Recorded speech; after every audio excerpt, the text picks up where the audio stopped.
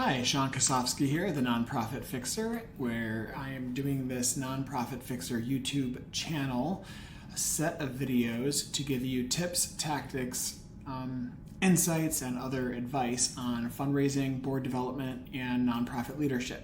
So today we're going to be talking about fundraising, specifically the model, the framework that I use to help people understand fundraising. I use a lot of alliteration in my business, so you'll hear me talk about boards in the sense of figuring out the members of the board, the meetings, and then the money, right? The 3 M's. But in fundraising, there are 7 Ps, 7-letter Ps that I use to describe fundraising and how to be successful in fundraising.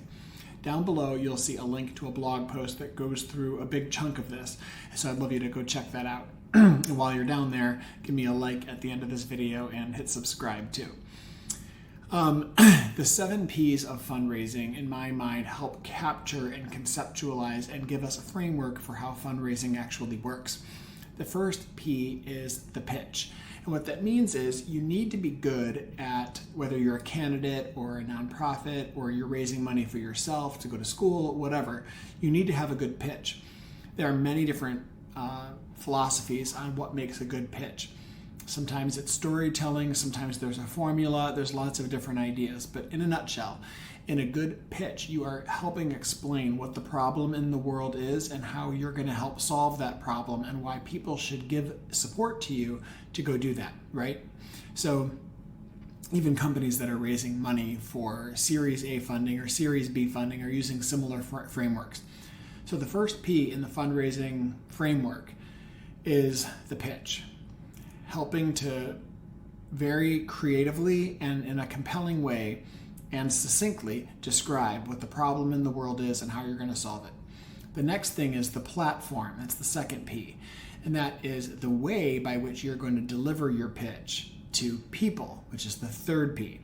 So the pitch is what you're going to say. The platform is how you deliver it, maybe at the podium, at your annual gala, in a piece of mail, online.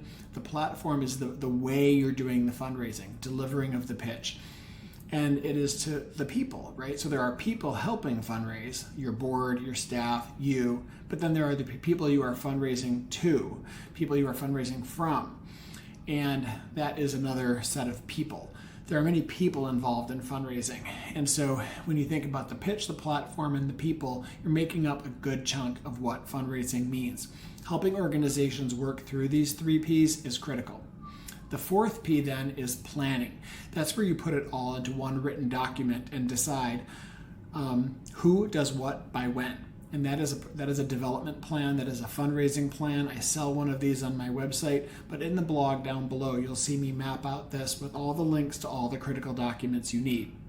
So you have the pitch, the platform, the people, and now you put it all together in a plan. What comes next? After that comes policy. And that means that a board should set up a few key policies. One of them would be a give or get policy, that the board has to give or get a certain amount of dollars every year, or they need to get off the board. That's a give or get policy. Some people call it a give and get policy. The other kind of policy you might want is a gift acceptance policy. What this means is that, and I've done another video on this, you don't want to take all gifts that people offer. If someone offers your nonprofit a boat that won't start, or art, or gold coins, or ancient artifacts, or if they want to give you a timeshare, or if they want to give you stock in a really controversial company, are you going to take that? So you need a policy on what you'll take, what you won't take.